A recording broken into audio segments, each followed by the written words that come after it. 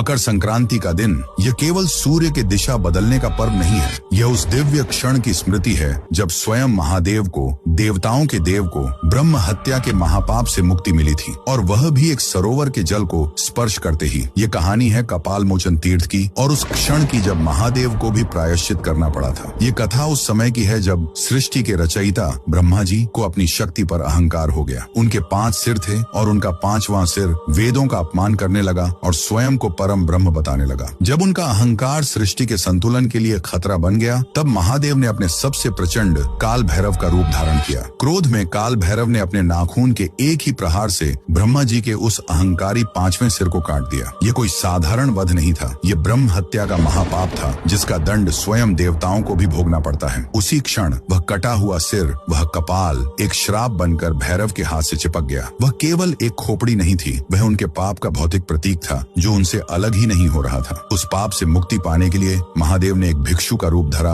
और त्रिलोक में भटकने लगे। उन्होंने हर पवित्र नदी में स्नान किया, हर परम तीर्थ में गए, पर वह कपाल, वह पाप का प्रतीक उनके हाथ से अलग नहीं हुआ। युगों तक भटकने के बाद वे अंत में इस स्थान पर पहुंचे। यह मकर संक्रांति का ही दिव्य दिन था जब सूर्य अपनी दिशा बदलते हैं और ब्रह्मांडीय ऊर्जा शुद्धिकरण के लिए सबसे अनुकूल होती है। उस दिन जैसे ही महादेव ने इस सरोवर के जल को स्पर्श किया, एक चमत्कार हुआ। वह कपाल जो युगों से उनके हाथ से चिपका था, अपने आप छूटकर जल में गिर गया और भस्म हो गया। उसी क्षण उन्हें ब्रह्म हत्या के पाप से मोचन मिला और यह स्थान कपाल मोचन कहलाया। यह पवित्र तीर्थ आज हरियाणा के यमुनानगर जिले में स्थित है। ये लीला संसार को यह सिखाने के लिए थी कि धर्म और कर्म का विधान इतना अटल है कि जब स्वयं महादेव भी उसे भंग करते हैं तो उन्हें भी उसका प्रायश्चित करना पड़ता है। कोई भी कर्म के नियम से परे नहीं है। उस महादेव के सम्मान में जिन्होंने धर्म का मान रखने के लिए स्वयं प्रायश्चित किया, कमेंट्स में हर हर महादेव अवश्य लिखें।